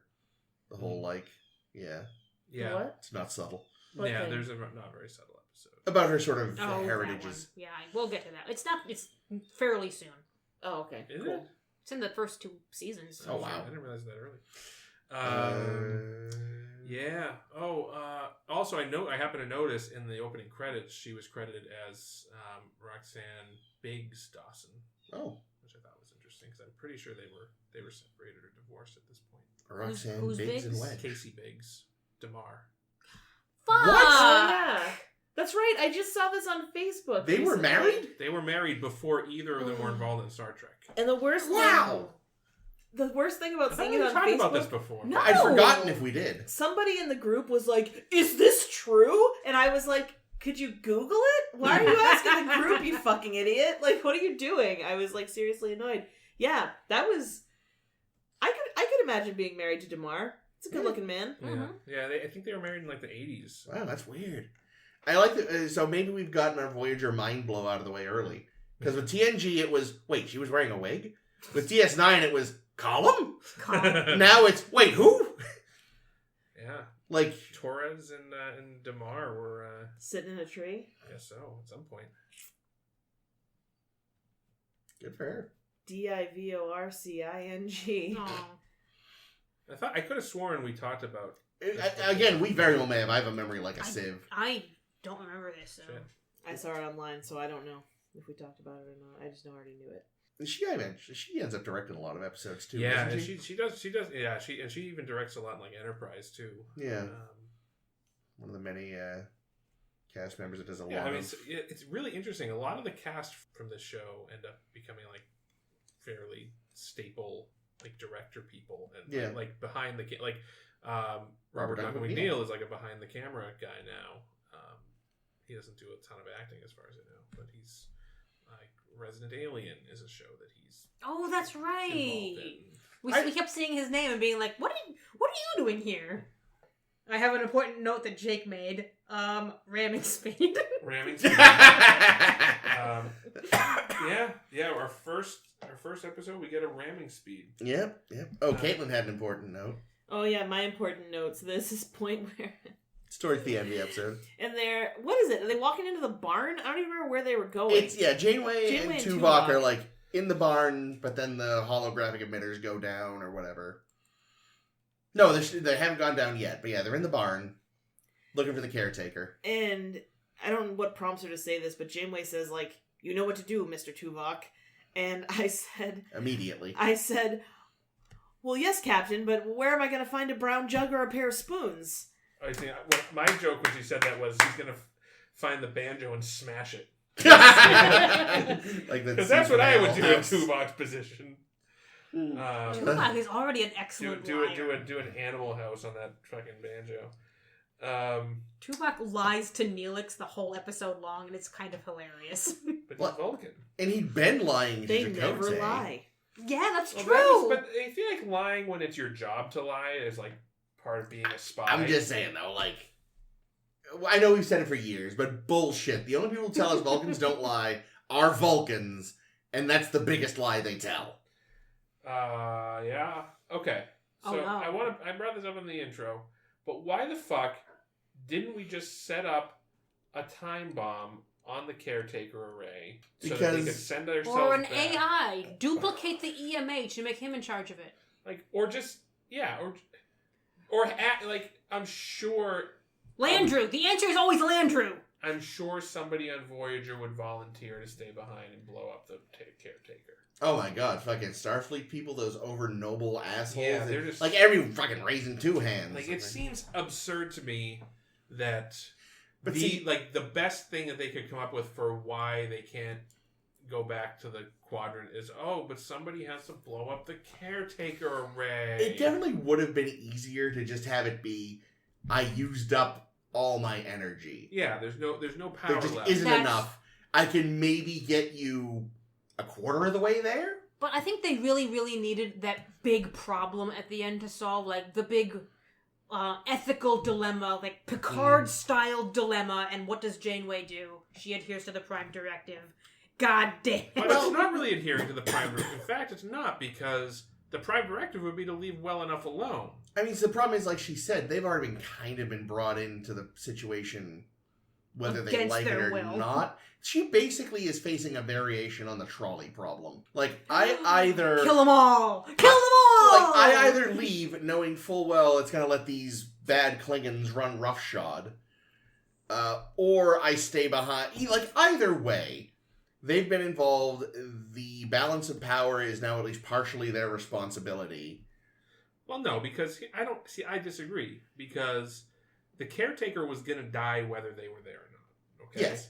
And They were keeping him from doing his work, though, by constantly badgering him with questions. if they were not there, the Caretaker would die, and the Kazons would board it and figure out how it worked and use it to bust up. Well, no, because if they hadn't been there, the Kazon wouldn't have come when they did, and he would have successfully just self-destructed.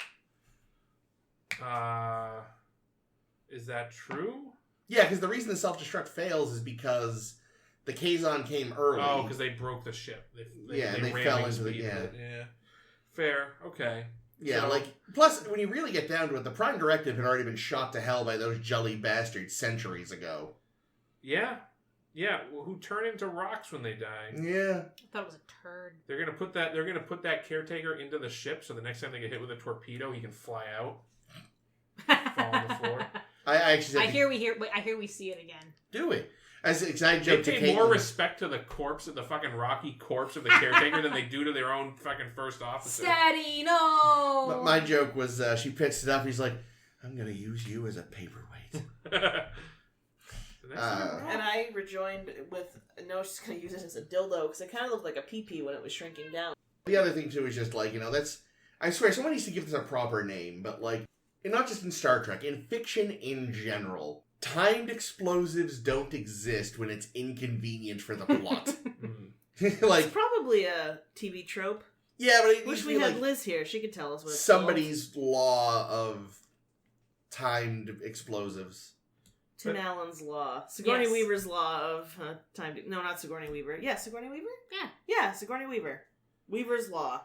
See, like, this would have been a perfect opportunity for, like, a conflict, right? Because we now have the Maquis, and there's no question, I don't think, that the Maquis, maybe Chakotay, because he's basically a Starfleet guy. Yeah. He acts exactly like Starfleet. What is the verb in your sentence going to be?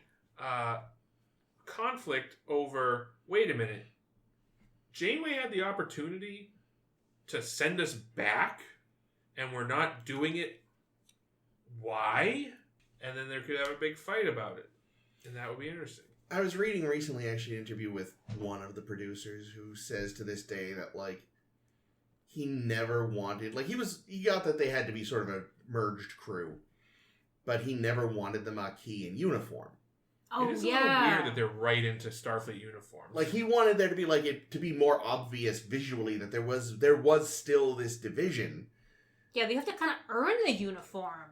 Yeah, and again, I mean, how many of them want it? Like I feel like Chakotay probably has some buyer's remorse. But, like, some of those other guys, like the guy with the big ugly leather vest, like, who's he? He may have never been Starfleet. He's just like, what the fuck is I have my cool vest? I look like a nerd. Yeah, it does seem kind of strange. Like, I could imagine them maybe, like they do give them different pips. They don't have regular Yeah, they Starfleet have, like, pips. weird, like... Maquis pips. Starbursts. I was thinking Skittles. Hey, there Glad we we're go. on the same page. Also, like, the whole merged crew thing, How many people were actually on the Maquis ship? it must have been quite a few.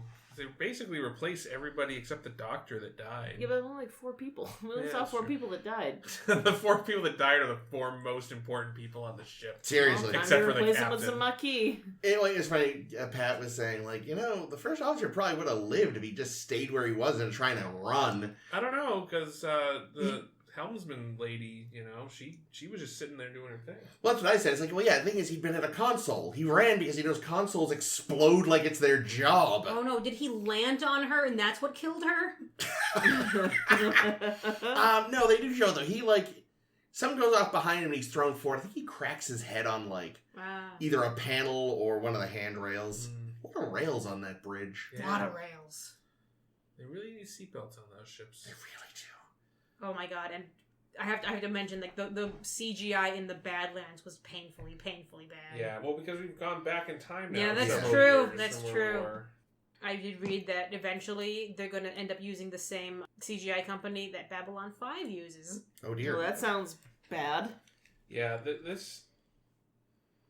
feel like the ship in the intro, if not all of the shots, at least some of the shots were CG, and it don't look great. I actually saw a video once, I'll try to find it, that tried to determine the size of the tiny planet.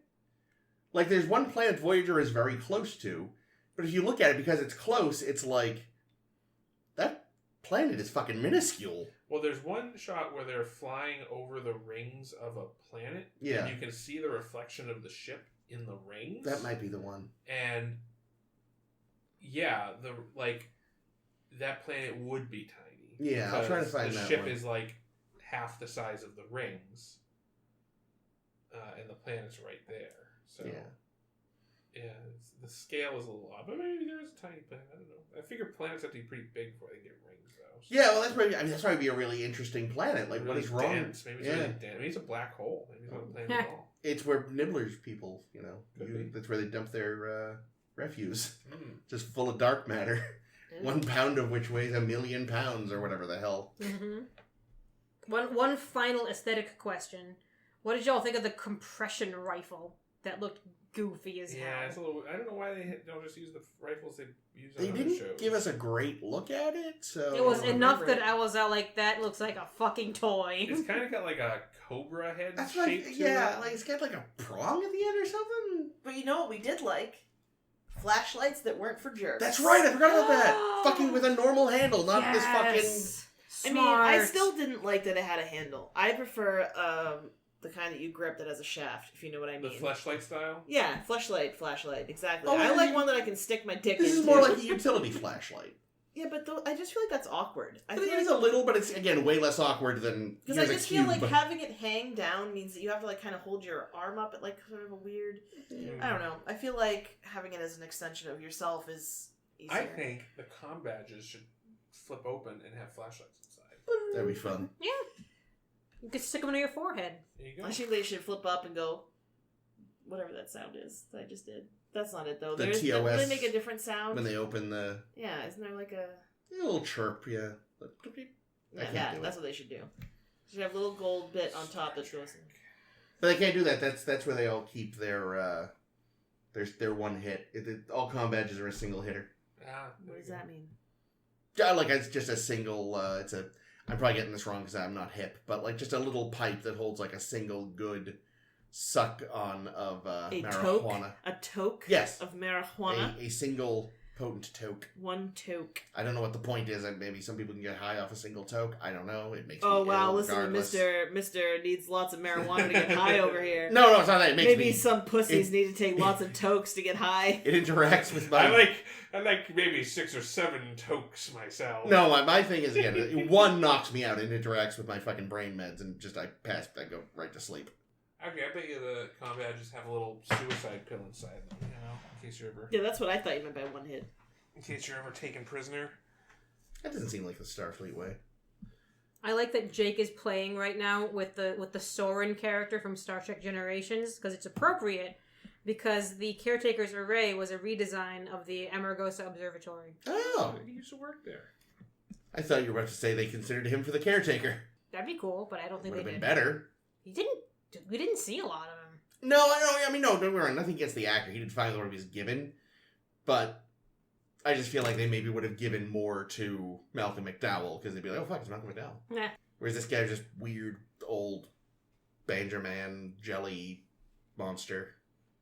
Speaking of Star Trek Generations, I'm gonna start taking us out if you guys don't have anything else Take it out. to talk about. Take us out. I don't think I do. With no. whatever the fuck this show we're starting to watch are. I am very excited.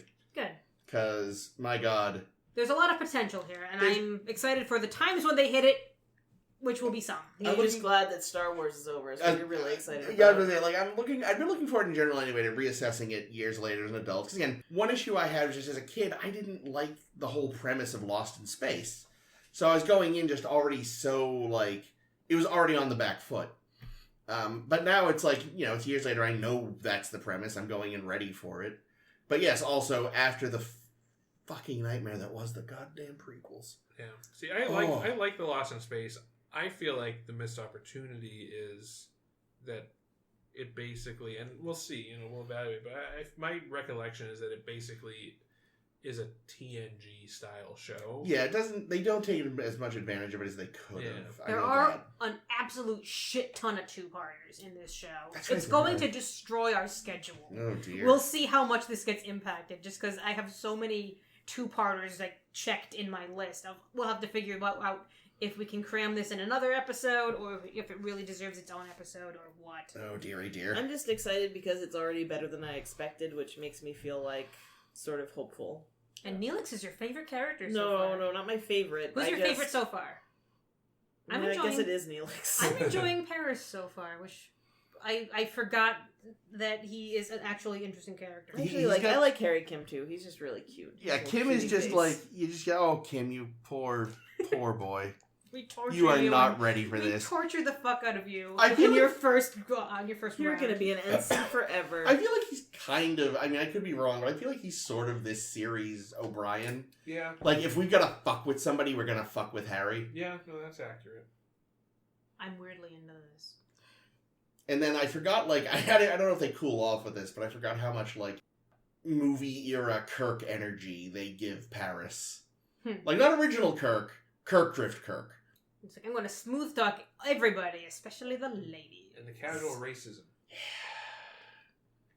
Anyway, you were gonna... Anyway, Jake us out. Speaking of Captain Kirk and all these things that we've discussed in the past, I want to start doing a new thing starting with Voyager just because I like having more content.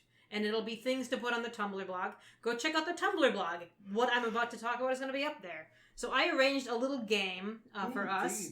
And I'm going to try to do like little special things at the end of most, if not all, episodes. Neat. And the special little game that I'm bringing up to our friends here at the table. You guys are going to want a writing implement of some kind. I'll get you some in a minute. But we're going to play a game called Match the Tagline with the Movie. Oh. And for our listeners at home, I hope you're all playing along as well. Give a good listen here, because I'm gonna state to you what all the taglines are, and you're gonna try to match them with which Star Trek movie it actually belongs to. And this is including the TOS movies, the TNG movies, and the Kelvin movies are all in this pile. So what's this Into Darkness film? I remember Star Trek. I remember Beyond. I can't put my finger on that one. What is that? Good question. So here are all the taglines in an entirely random order to match up with the movies for our audience at home. A. Resistance is futile. B. At the end of the universe lies the beginning of vengeance. C. The battle for peace has begun. D. Two captains, one destiny. E. The greatest enterprise of all is adventure. F. The future begins. G. The battle for paradise has begun. The fuck? Why are all these battles beginning? You're going to see a lot of so much beginning. I.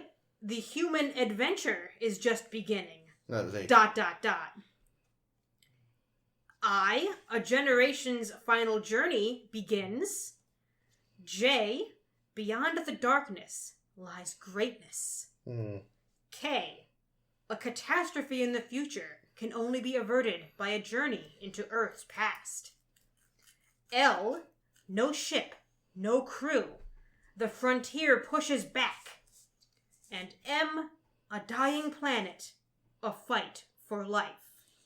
If you want to listen to those again, just rewind in the thing and listen to them again. Well, plus we could also time it so that this goes up on the internet at the same time. That's my this plan. Goes up. That's my plan. So you could go to Tumblr right now and check this shit right out. K is not a tagline, that is a plot summary. Yeah, these are all the taglines I grabbed off of Memory Alpha. Oh my god! I'm going to give you guys a couple minutes to like do your little matchy matches. Some of them are so bad. And Chris can do the little spinny thing with the time. Yeah. But yeah, the end, like some of them are very obvious. Some of them are just like, what the? Why is this a fucking tagline? Do you guys know what pencils or? Yes, please. Just something to. Oh god, who writes these? There's a lot of beginning.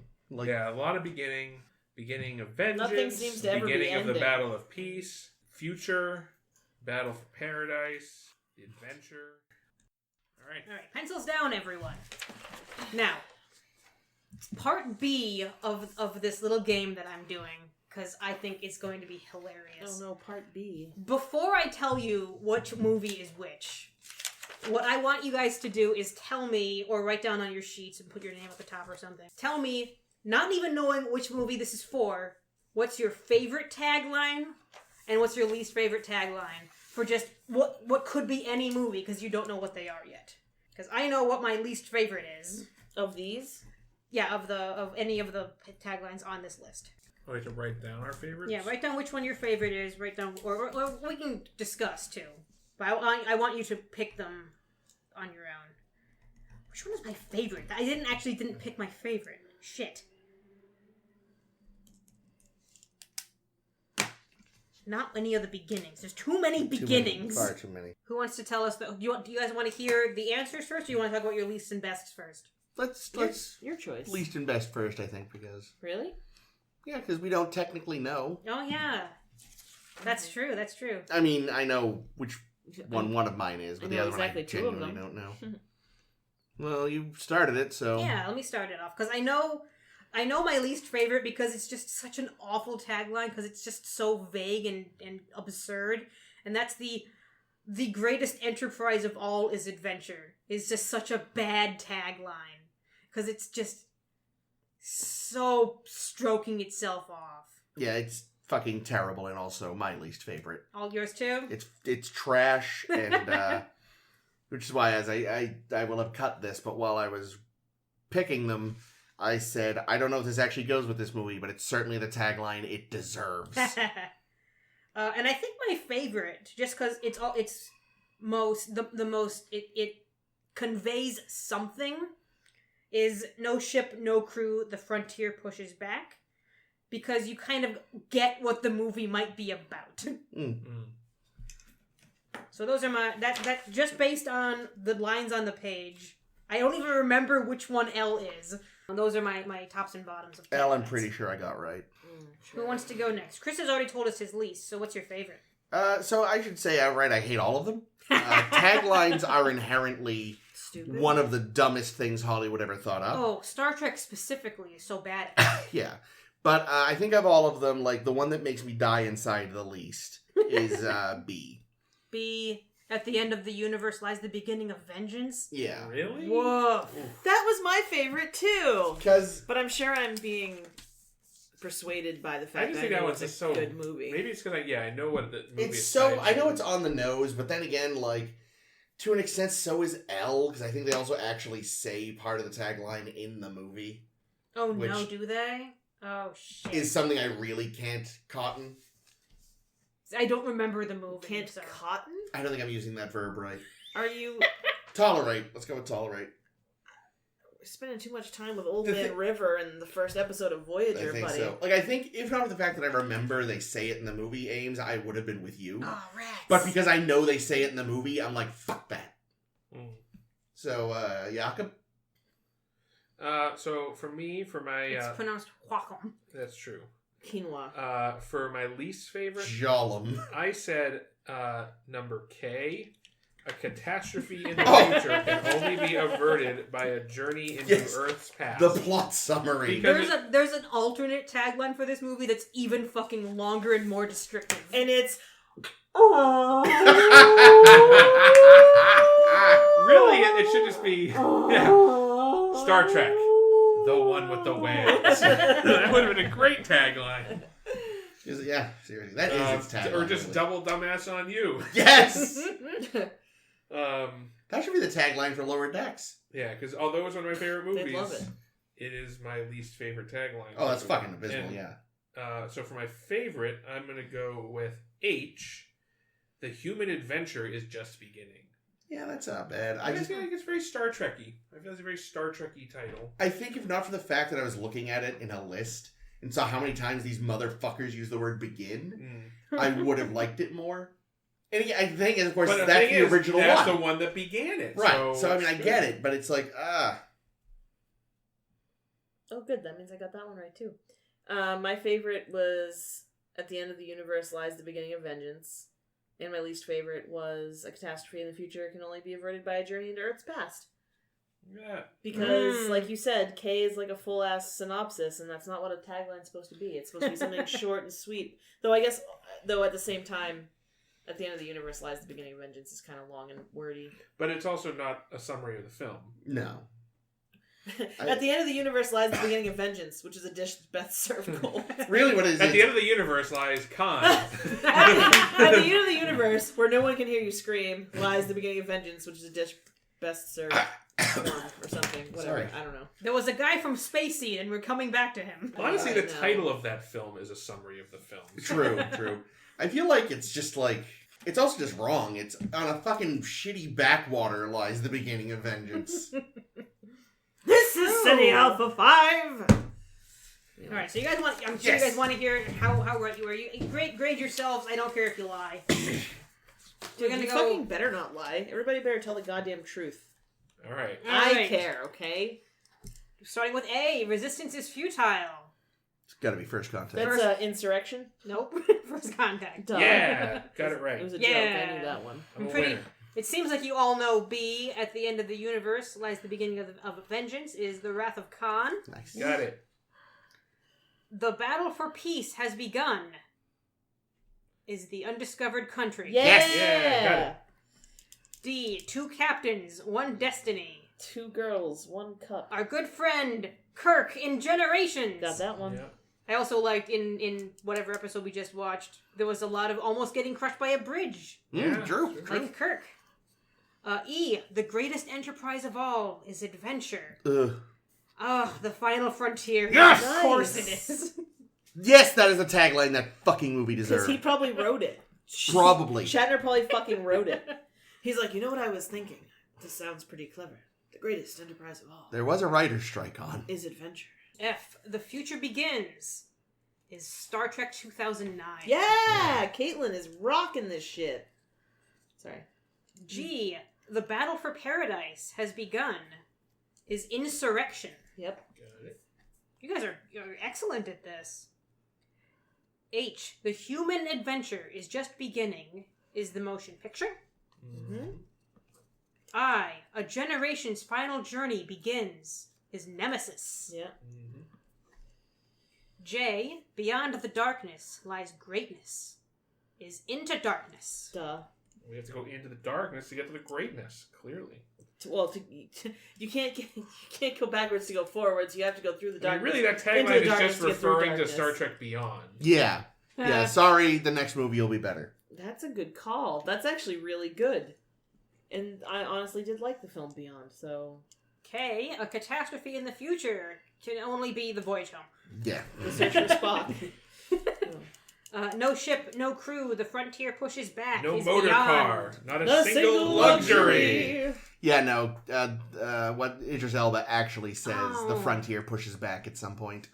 It's a good phrase. Oh my god. That Sorry. son of a bitch. I have something to add after we're done with this portion. I apologize. Yeah, and finally, that means that a dying planet, a fight for life, is the search for Spock. Yay. Yay, I got a hundo. 100%. I'm going to Yeah. give myself a check plus. Me too. Plus. Check double plus. There were enough that I knew for certain that the ones I was vague on, Just kind of fell into place. yeah. Yeah. And the again, greatest 5 enterprise of all is venture is just so sad. 5 just deserved that tagline. The greatest enterprise of all is me. Anybody else notice that little sting at the beginning of the Voyager theme sounds like Flintstones? Meet the Flintstones. I'll have to listen to it again. I'll Every check it out. fucking time. Every time. Yeah, so these are little gimmicks and games and stuff that I'm going to be doing at the end of episodes as a way to help me get through the goddamn there's outro like of the episode. hundreds of episodes. You're going to come up with a lot of games. I have a lot. If anyone has suggestions, let me know. By the end of it, she's just like, guess what fucking number I'm thinking of? Brilliant.